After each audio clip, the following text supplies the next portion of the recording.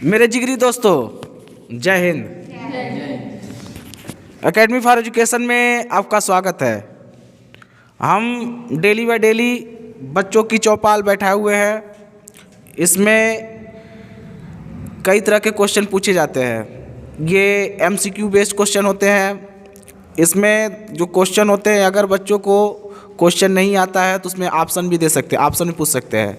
और मेरे सामने कुछ ऑडियंस भी बैठे हैं, अगर इन बच्चों को क्वेश्चन नहीं आएगा वो बता सकते हैं। ठीक है, तो सीधी बात नो बकवास में चलिए आज बात करेंगे हम यूरोप में राष्ट्रवाद का उदय से संबंधित जो प्रश्न होंगे वो पूछा जाएगा। तो ये समकालीन भारत और समकालीन विश्व के बारे में, ये इतिहास के बारे में है। तो चलिए वन बाय वन क्वेश्चन को क्या करते हैं, डिस्कस करते हैं। तो पहला क्वेश्चन दिया हुआ, एक बात और बता देते हैं कि अगर आप लोग किसी भी सब्जेक्ट का टेस्ट देना चाहते हैं और टेस्ट दे सकते हैं, क्योंकि डेली बाय डेली टेस्ट का भी प्रोग्राम स्टार्ट कर दिया गया है। कम समय में कम से 10 से 15 मिनट का डेली बाय टेस्ट होगा। आपको अगर भाग लेना तो भाग देख सकते हैं अभी। तो चलिए क्वेश्चन की बात हम कर लेते हैं। पहली क्वेश्चन पूछ लेते हैं। 1834 में प्रसा की पहल पर एक शुल्क संघ की गठन किया गया। उस शुल्क संघ का नाम क्या था?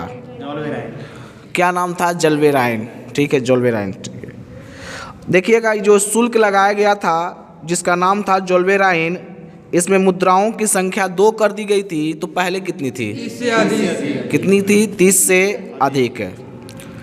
एक क्वेश्चन और दिया हुआ है, यूरोप में प्रथम विद्रोह हुआ था, कहाँ हुआ था? आप कहाँ हुआ था बताएंगे? ऑप्शन दे रहे हैं, इटली में, फ्रांस में, फ्रांस में। ठीक है, कब हुआ था?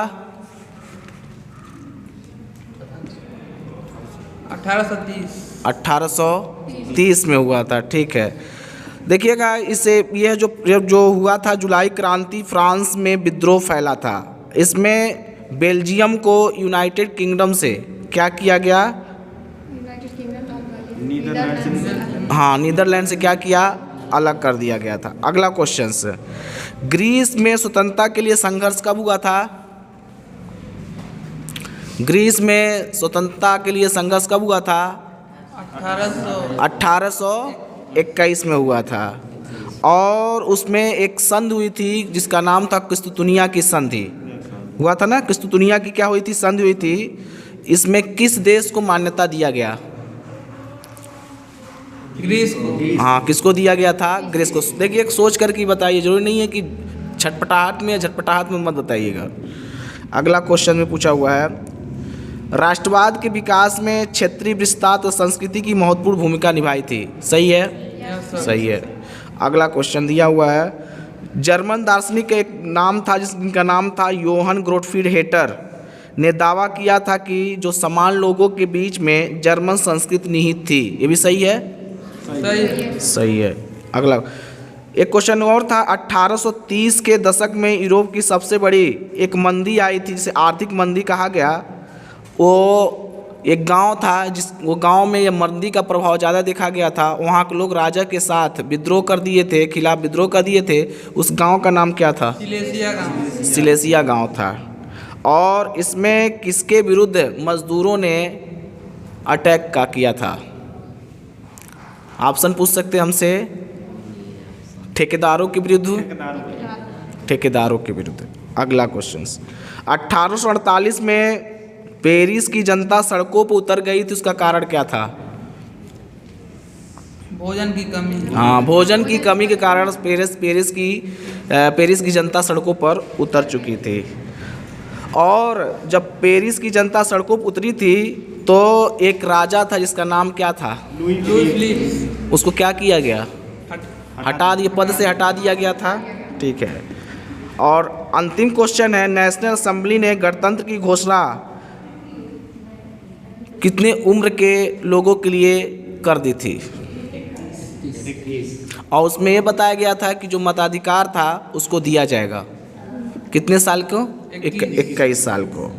तो हमारा क्या था, कुछ इम्पोर्टेंट फैक्ट थे, क्वेश्चन थे जो जानना चाहिए। इसी तरह से हम अगले सेशन में मिलेंगे स्टूडेंट की क्लास में तो बात करते रहेंगे।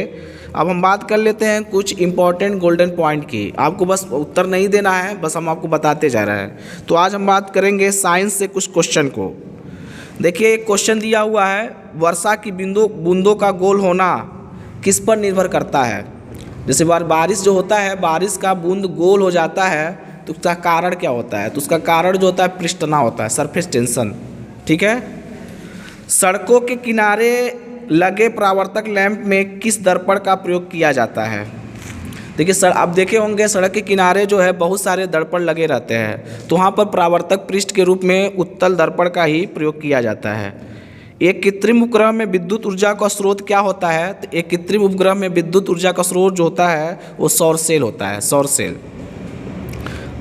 और क्वेश्चन, अति सूक्ष्म समयांतराल जैसे नैनो सेकेंड कहा जाता है किस यंत्र से नापे जाते हैं। तो परमाणु घड़ी के द्वारा ये सूक्ष्म अंतराल को समय के अनुसार मापा जाता है।